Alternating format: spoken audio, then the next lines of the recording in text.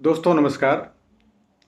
मेरे YouTube channel कल्याण पथ में आप सब लोगों का बहुत बहुत स्वागत है, अभिनंदन है। दोस्तों आज मेरी इच्छा हुई कि मैं आज आप लोगों को एक ऐसी कहानी सुनाऊं जो बहुत ही अच्छी और मोटिवेशनल है। और सच बताऊं तो आपसे ज़्यादा मोटिवेशन मुझे मिलेगा इस कहानी को बताते हुए, सुनाते हुए। दोस्तों कहानी बहुत ही बढ़िया है, बहुत ही उम्दा है। आप जिस किसी से प्यार करते हैं, जिस किसी की केयर करते हैं, उसे यह कहानी ज़रूर फॉरवर्ड करें। तो आइए शुरू करते हैं आज की कहानी। एक राजा था जो कि बहुत घने जंगल में फंस चुका था। उसे प्यास लगी थी और वहाँ पर एक लकड़हारा था जिसने उसे पानी पिला दिया। और यह राजा जो था उसने लकड़हारे से कहा कि कभी यूं ही घूमते हुए मेरे राजमहल आ जाना, मैं तुम्हें इनाम देना चाहूँगा। और लकड़हारा तो बड़ा खुश हुआ और एक दिन ऐसे ही चलते चलते वह वाकई राजमहल पहुंच गया। उसने राजा को याद दिलवाया कि मैं वही लकड़हारा हूँ जिसने आपको एक दिन पानी पिलाया था। राजा को जैसे ही याद आया वह बड़े खुश हुए। वह सोच में पड़ गए कि इस दरिद्र लकड़हारे की मैं क्या मदद कर सकता हूँ। और फिर उन्हें याद आया कि उनके पास एक चंदन का बाग है जहाँ पर ढेर सारे चंदन के पेड़ हैं। उन्होंने वह चंदन का बाग उस लकड़हारे के नाम कर दिया। लकड़हारा चंदन के बाग में इतनी ढेर सारी लकड़ियां देखकर एकदम बौखला उठा। उसने मन ही मन सोचा कि इतनी ढेर सारी लकड़ियां काटकर कितना सारा कोयला बन पाएगा। और धीरे धीरे उसने वही किया। उसने सोचा कि मैं आजीवन यहाँ रह सकता हूँ। इन लकड़ियों को काट काट कर उनका मैं कोयला बनाऊंगा और उनको बेचकर आजीवन अपना पेट पाल पाऊंगा। इसके बाद बहुत समय बीत गया और उसके पास कुछ ही चंदन के पेड़ बचे। वह लकड़हारा भी सोच में पड़ा हुआ था कि पता नहीं कैसे हो पाएगा और मैं कैसे यहाँ पे रह पाऊंगा, क्योंकि अब कुछ ही चंदन के पेड़ बचे हैं। तो दोस्तों एक दिन राजा के मन में विचार आया कि क्यों न लकड़हारे की हाल खबर ली जाए कि वह कैसा है, उसका हाल चाल देखा जाए और साथ ही अपना जो चंदन का बाग है उसका सैर भी कराऊं। तो राजा वहाँ पहुँचे और दूर से उन्हें क्या दिखा? उन्हें दिखा कि वहाँ पर धुआं निकल रहा है। साथ ही उन्हें यह भी दिखा पास आते ही कि चंदन जल रहा था।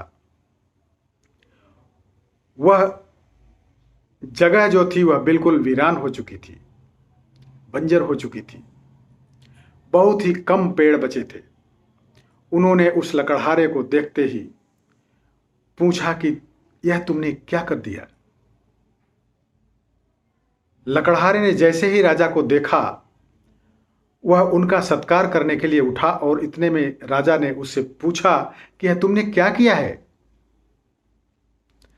लकड़हारे ने धन्यवाद करते हुए कहा कि राजा जी, आपने जो किया है ना, उसी के बदौलत मैं अब तक जिंदा रह पाया हूं।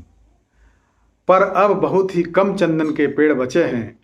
कृपा करके अगर ऐसा ही कोई दूसरा बाग हो तो उसे मुझे दे दीजिए, जिससे मैं अपना गुजर बसर कर सकूं। राजा समझ गए कि आखिर हो क्या रहा है। राजा ने कहा कि सारा चंदन तो तुमने जला दिया। ये जो कोयला तुमने जलाया है ना, उसे यहीं छोड़ दो। और यह जो 2 मीटर की लकड़ी है, बस इसी को लेकर के बाजार में जाओ और फिर मुझे आकर बताना कि क्या हुआ। अब लकड़हारा भी कंफ्यूज हो चुका था। उसने सोचा कि इतने महीने से मैं कोयला बेच रहा हूं और राजा जी कह रहे हैं कि लकड़ी लेकर जाओ, और आखिर राजा की आज्ञा थी, उसे उस आज्ञा को मानकर बाजार जाना ही पड़ा। जैसे ही वह बाजार पहुंचा तो क्या हुआ, चंदन की लकड़ी को देखते ही सारे के सारे खरीदार वहां पर पहुंच गए और उस एक चंदन की लकड़ी के लिए उसे 300 रुपये मिले। दोस्तों, उस जमाने में 300 रुपये बहुत अधिक थे।